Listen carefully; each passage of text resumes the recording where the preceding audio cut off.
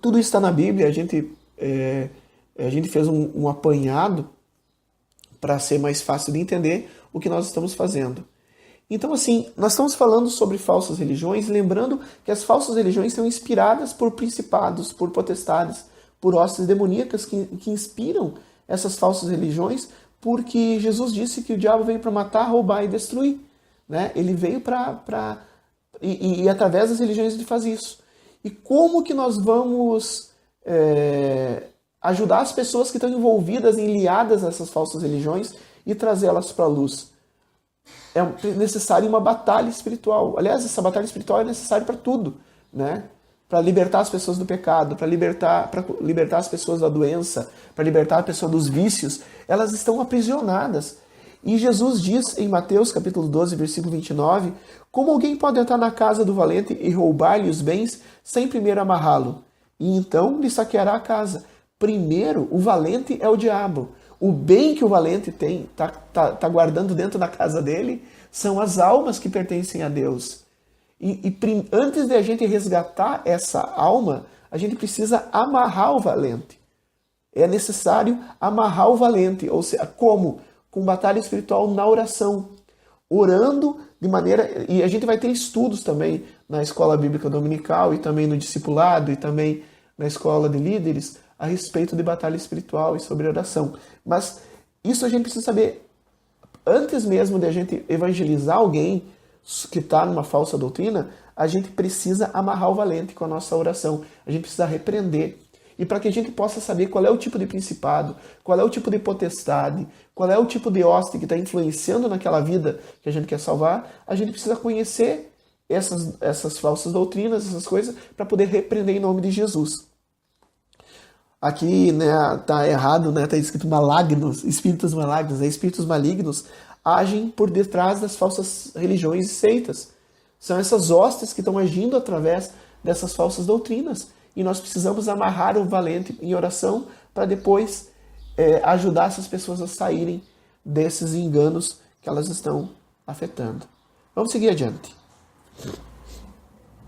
Vamos ver aqui, gente, alguns versículos falando que existe sim falsos espíritos ensinando falsas doutrinas. Olha só, abram a Bíblia em 2 Coríntios, capítulo 11, versículo 14, diz assim: e não é de se admirar, pois o próprio Satanás se transforma num anjo de luz.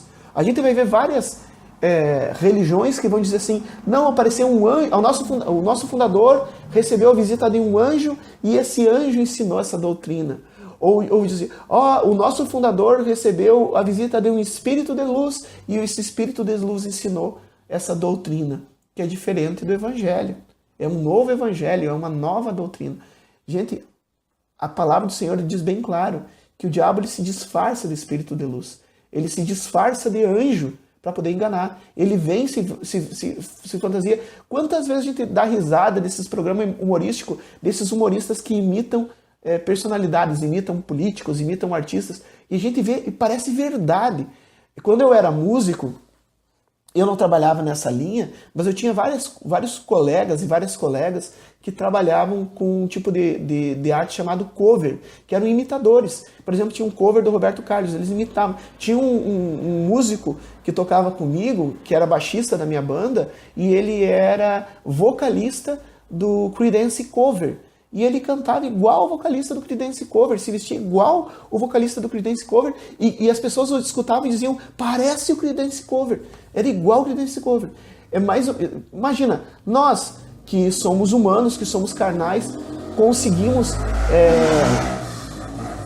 imitar tão bem assim, imagina se um espírito também não vai conseguir imitar uma pessoa querida, como alguém da tua família que já faleceu e que a tua família tinha uma admiração, e daí se veste daquela, sei lá, do teu bisavô, que toda a família admirava, e vem assim, olha meu filho, eu sou o teu bisavô, pode ver ó, a minha foto, eu sou igual, a minha voz é igual, pode ver, sou eu, e eu vim ensinar uma coisa diferente para vocês. E daí, se aparecesse um demônio, tu não ia acreditar, mas se aparecer teu bisavô tão queridinho, tão fofinho, né? Que amado, que cuti-cuti, né? A gente vai acabar também obedecendo. Ou se aparecer um anjo e o anjo chega e diz: eis que sou enviado de Deus e trago uma nova notícia para ti, tu vai fundar uma nova religião. Não, a gente acaba fazendo isso. Porque a gente não sabe que o diabo, o pai da mentira, ele também é o pai dos disfarces. Ele se transforma até de anjo de luz. Mas vejam bem, olha o que diz em Gálatas capítulo 1, versículo 8. Abram em Gálatas. No Novo Testamento, né? Carta do apóstolo Paulo aos Gálatas. Logo no inicinho da carta, ele já tá dando uma recomendação muito importante. Capítulo 1, versículo 8. Diz assim: mas ainda que nós mesmos, ou um anjo vindo do céu, vos pregue um outro evangelho, além daquele que vos temos pregado, seja anátema. Anátema quer dizer amaldiçoado, maldito. Ainda que venha um anjo, meu irmão, minha irmã, pregar uma doutrina que não corresponde ao que a Bíblia já ensina, ainda que venha alguém que se diz: eu sou pastor, eu sou profeta de Deus, eu sou apóstolo, ainda que, aqui ele diz a nós mesmos, né? Ainda que venha o apóstolo Paulo pareça ressuscitado, pregando uma coisa diferente da Bíblia, ainda que o pastor Danielson venha pregar alguma coisa diferente da Bíblia, qualquer um que vier pregar alguma coisa que não corresponde ao que a Bíblia ensina, é maldito, é maldito. Não é o pastor Danielson que está dizendo isso, é a Bíblia que está dizendo. Leiam Gálatas capítulo 1, versículo 8. E olha só, e às vezes assim, já aconteceu com vocês, comigo já aconteceu. Já aconteceu com vocês, assim, de repente chegar um profeta visitante na igreja. Aqui em Santa Rosa nós não recebemos nenhum profeta visitante, mas não, recebemos sim, e foi uma mulher usada por Deus, uma profeta de São Paulo que esteve aqui, né, e foi muito usada por Deus. Estão lembrados, né, da pastora de São Paulo, que passou por aqui. Mas não foi com essa pessoa que aconteceu, foi em outra cidade.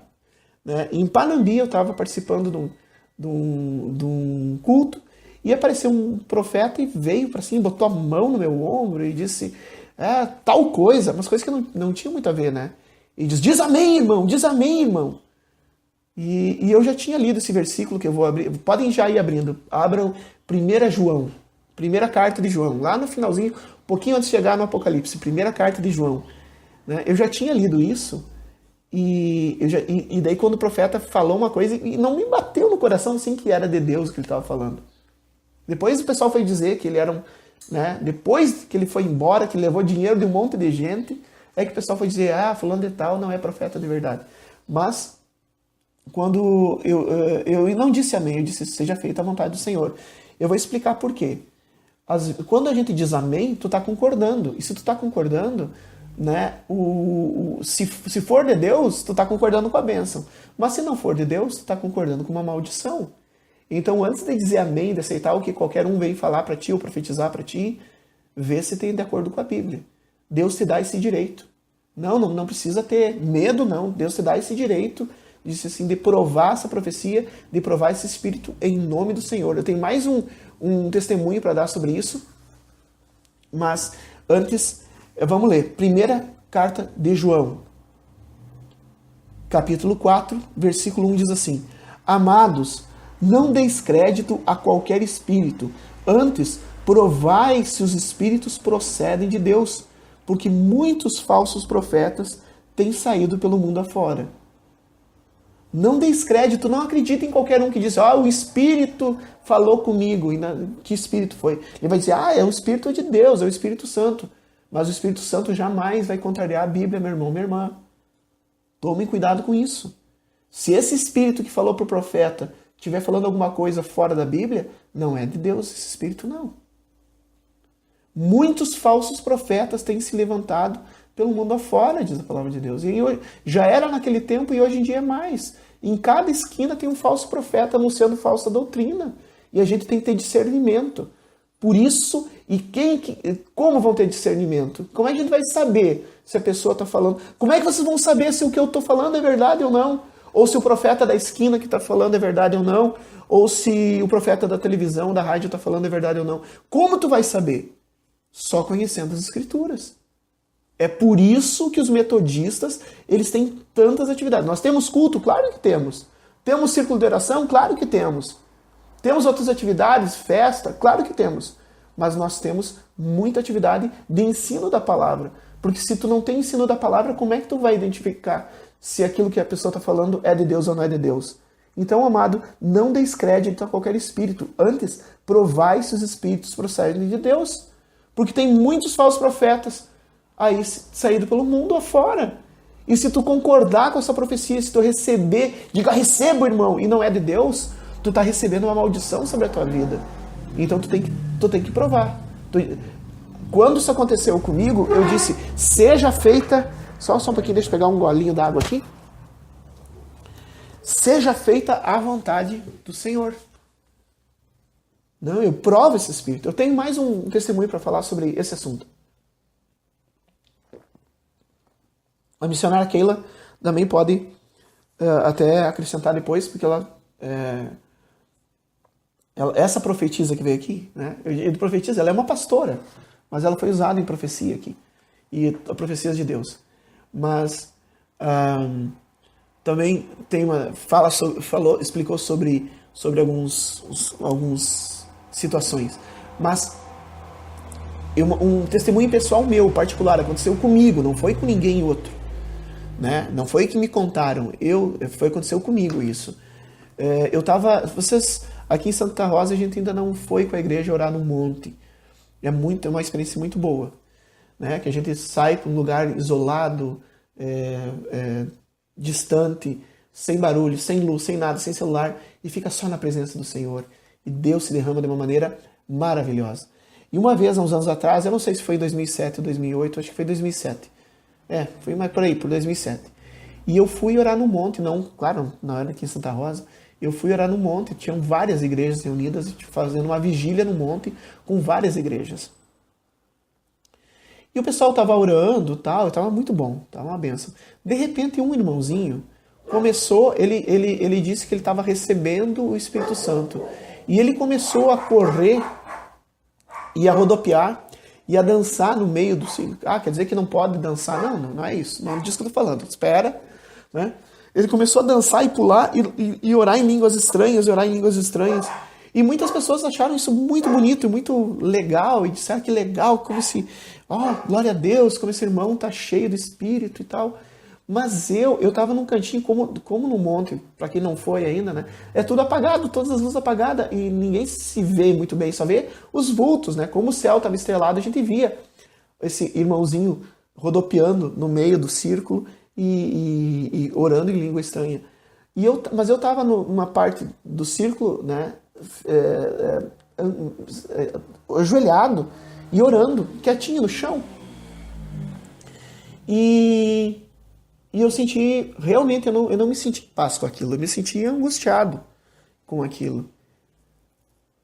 E eu comecei a orar para Deus e disse assim, Senhor, ai de mim, eu não quero me lutar contra ti, eu não sei se é, mas se for tua expressiva, se é tu que está se expressando através desse irmãozinho, louvado seja o teu nome, mas eu não estou me sentindo em paz.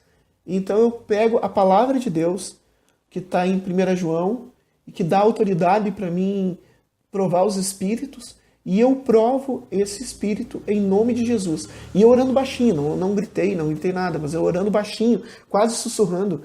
Acho que ninguém ouviu, mas o espírito ouviu. Eu levantei a mão, né, e orei assim baixinho e disse assim, Espírito, em nome de Jesus, eu te provo.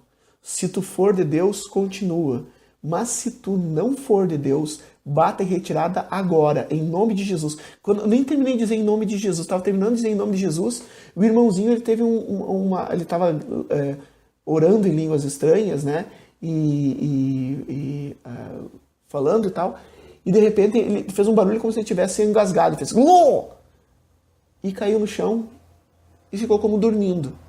Eu vi que casualmente tinha lá junto um profissional da saúde, um fisioterapeuta, e o fisioterapeuta chegou perto dele, que também era pastor, né, e foi ver e tal, e ele estava bem, só que ele estava como dormindo e parou. Na mesma hora, e ficou quieto o resto